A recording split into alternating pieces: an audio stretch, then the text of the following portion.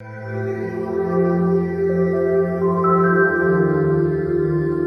hello everybody. I'm really excited to be here. Back at Wesleyan, graduated too long ago, and I don't even want to care to admit the year, but it's it's a place that means a lot to me, and I learned a lot here. I think that served me very well professionally and personally.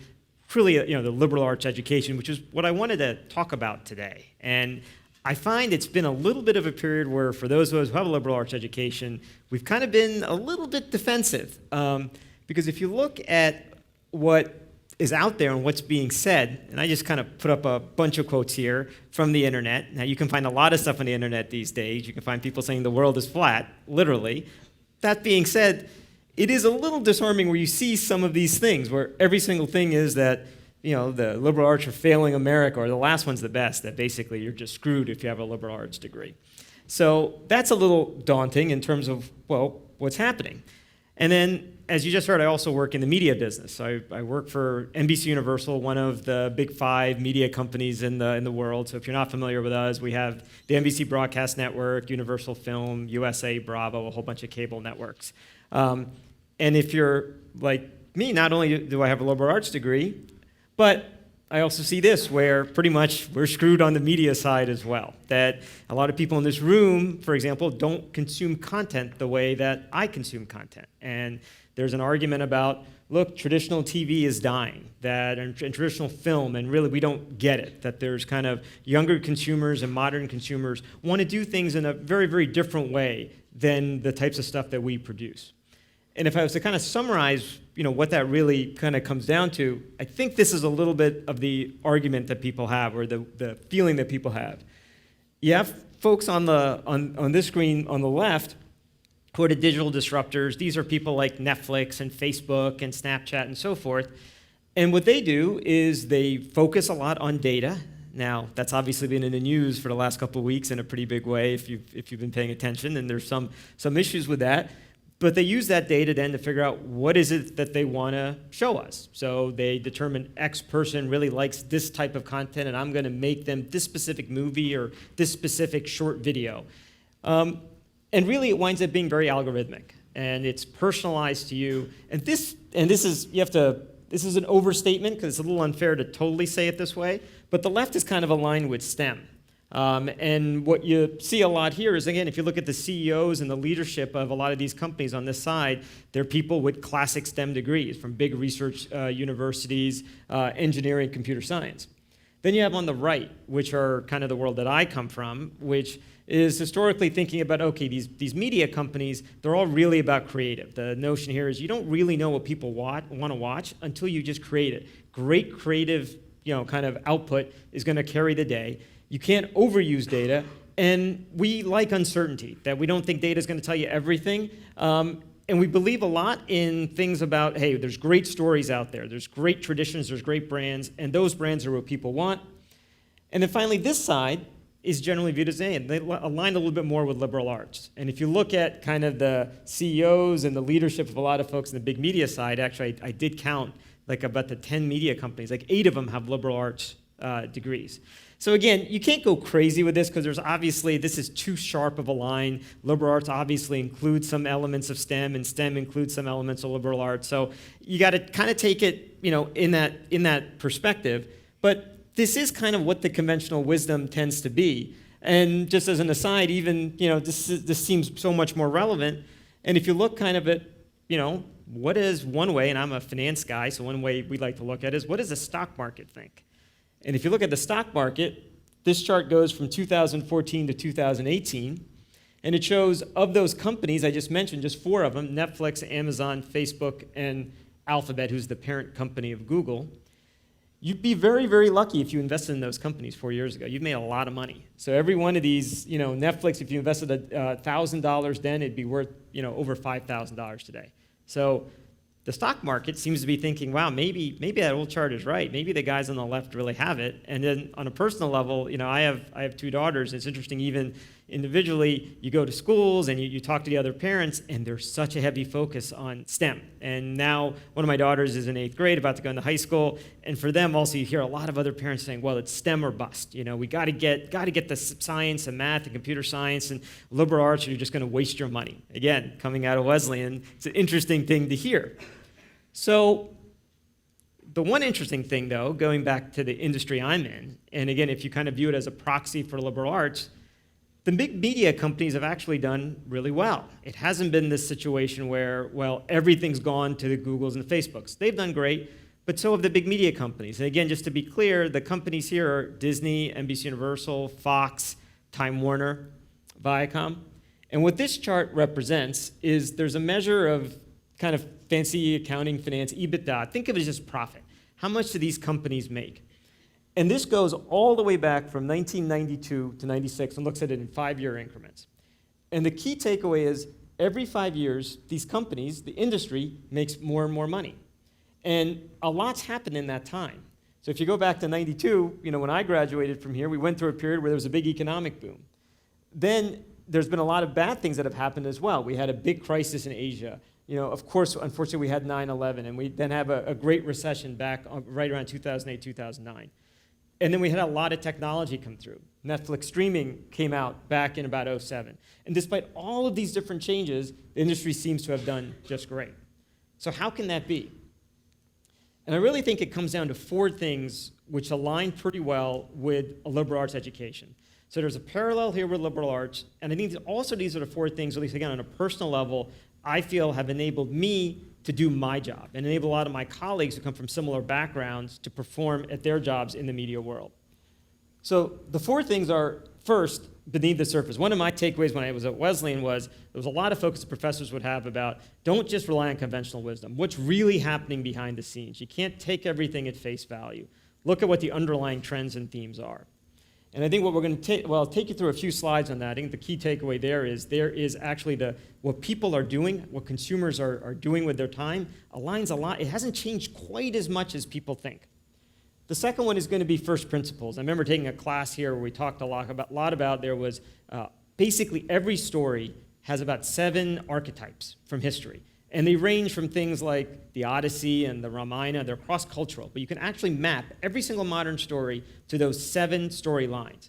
And if as you think about that, one of the ways we apply that kind of knowledge is, do we have unique manifestations in our company of those 7 storylines that will really last forevermore? Because the history there is you have those 7 storylines, people across the world continue to want to watch and consume that type of content. 3, flexibility and adaptation. Again, one of the things I learned was the skills we have here is they're really applicable to many, many different environments. And the key is, how do you change yourself? How do you change, in this case, how do you change a company to be relevant in the modern world? And then finally, creativity and culture. I think a classic of any liberal arts education is, at the end of the day, you got to map a lot of things, but it's creativity in problem solving, creativity from an artistic perspective too. And that's got to be the core of what we do as human beings as well as organizations. So with that, let me kind of cover each one of these a little bit. First, you'd have your head in the sand if you kind of say, well, nothing's changed recently. As much as I can say, hey, there's, we have a lot of things at my company that are still relevant. The fact, though, is there's been a lot of change. So here, just almost took a 10-year period, went back to 2006 and look at 2017. And I know a lot of folks in this room in 2006, you were very, still kids, but, for somebody like me, that wasn't that long ago. I was, for 15 years, had graduated from here, and this is, to me, pretty remarkable. Netflix really didn't exist the way we think of it today. There was no streaming back in 2006. They just did DVDs. Facebook had only launched for a year. Nobody really knew of it. YouTube also had just launched. And then, back then, Apple only made Macs. They didn't make anything else. Didn't make any mobile devices. And Snapchat was not even a thought in Evan Shapiro's mind. So Evan Spiegel's mind. And then you look in 2017 and how prevalent every one of these are. So the world has dramatically changed in 10 years to an extent we've never seen before. But what's also true is people still watch a lot of television. And this is one thing that people are often surprised by when we show a chart like this, because we're all biased about our own behaviors. Because I bet you there's probably very few people in this room who watch 4 hours and 28 minutes of TV a day. I'm almost positive there's almost nobody in this room that does that. But we're not representative of the entire country. If you look at the entire country, more people watch TV, this is every day, 4 hours and 28 minutes, than they spend time on various things digitally, whether that's social media or surfing the web or whatever. And it's not just older people. I showed that chart before, and everybody thinks it's a bunch of 50, 60, 70-year-olds are doing that, and anybody young is not doing it. Not true. So you look at 18 to 34-year-olds, actually, and this is in a given year, they spend 3 times as much time on TV than they spend time on Facebook. Again, it's hard to almost imagine these things, but it is genuinely true. This is hard data. And one way to kind of backcheck, if you don't believe the information out there, one other way that's kind of useful is you look at, again, as a finance person, you look at, well, what are people paying for? So advertisers buy ad impressions, and they typically buy them based on the number of people they reach. And there's a metric called CPM, which is the cost per 1,000 people reached. On television, they pay $30 for every 1,000 people they reach. On social media, they pay less than $5. That tells you something about the difference in audience. If you want to launch a big product, you want to launch a big car, you're going to launch on TV. Because the people are there and they're actually watching and they're engaged with the content. So again, the market is also saying that all those stats aren't just stats, they really have to be true because dollars are flowing that way. So hopefully at that point I've kind of said or convinced you that fundamentally, while a lot has changed, some stuff hasn't changed as much, and people are watching a lot of television. Now, the next one is this notion of first principles. And I mentioned those 7 archetypes and stories. And the question for us in a media company is, do we have unique manifestations of those stories that resonate for people throughout time? And one way of kind of checking that out is 2017, we just looked at the top 10 films that were released. This is the number of people that watched them, in this case in the US. You look at the 10, other than one title, which is actually a title my company released, Despicable Me, every one of these are movies from Star Wars, Beauty and the Beast, Wonder Woman. They initially came out 30, 40, 50 years ago in terms of the characters. Now, they're totally different. You would not recognize the Wonder Woman from 1941 to the Wonder Woman movie that released just this past year. So they're brought up, they've been contemporized, they're more modern, but the fundamental story dates back to that long ago. And what really makes it critical from the media company perspective is the media companies uniquely have the characters and the stories that modernize these tales, and they're relevant across generations. And that's a real big competitive advantage.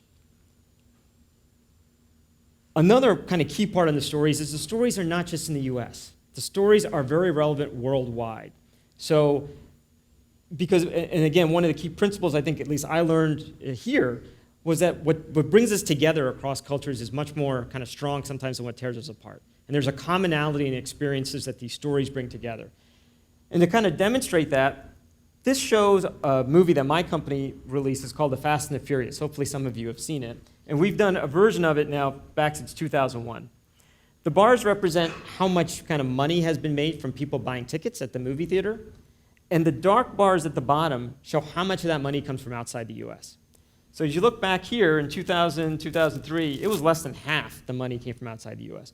You go to 2015 and 2017, 80% of the total revenue is coming from outside the US. An interesting thing is, Fast and Furious now, more money comes from China than from the US. It's a bigger title there. And again, it kind of demonstrates that these big franchises, these big titles are relevant worldwide. And that's a big, powerful thing as the world continues to get smaller and we are in more and more different markets and countries. And it's not just in movies, it's in TV too. So if you look at the big TV shows, so a couple of these are from NBC, Will and Grace and Law and Order. We brought Will and Grace back. That show was on originally in 1998. It's one of the most successful comedies right now. Law and Order's been on since 1990, big hit. And the one that's getting a lot of publicity recently, if you've had a chance to read the news, if you haven't watched it, is Roseanne. Back in 1988, not our show, it's on ABC, but really the #1 comedy this broadcast season. So once again, they've been contemporized, but these are big franchises that continue, despite all the changes we talked about before, continue to be really, really relevant to people. And that's a very good thing for the media companies because who controls all those franchises? The big media organizations. So the next point, again, is flexibility and adaptation. Because at the end of the day, as much of all of that is true and the franchises are big, again, there's been real changes. And if you just stick your head in the sand and saying, everything's going to be fine, we don't have to change, clearly it's not going to be the case. Consumers' tastes have changed. And one way to kind of demonstrate the way I've tried to help my company, and I think the media world in general has tried to take that in, is using a case study of the Olympics. We air the Olympics now every couple years. We have the rights from the Olympic Committee, and we just finished up the Olympics in Korea, in Pyeongchang. And if you watched the Olympics when I was growing up, the way it would work is, it was on in prime time, and that was the only time you watched it. It didn't matter if Michael Phelps was swimming at, 10 a.m. because it was not in the US time zone. You were only going to see him swim at 8 p.m. You couldn't watch it any other way. Well, obviously, in the modern era, you're going to find out about that on Twitter and social media, and you want to see it right away. So we've had to evolve, and this was a really big deal, because you can imagine when you're so used to doing things a certain way that, no, we want to have everybody watch Michael Phelps swim at prime time. You're going to get as many people watch it then. Don't allow anybody else to see it any other time. But we changed, and so in the Olympics, we obviously put it on TV. We had 2,400 hours, the most we've ever had in TV. 20 million people every single night showed up to watch. And this is, again, and Olympics are 100 years old. The modern Olympics have been around since 1896, over 100 years old. But we also streamed 17 billion streaming minutes. So if you wanted to watch when, in this case it wasn't Phelps, if you wanted to watch a Winter Olympian, you wanted to watch, Michaela Schifrin ski, you could watch it in real time when she was skiing on NBC streaming, whatever time that might be, even if it was in the middle of the night because it was in Korea. We put it on Snapchat.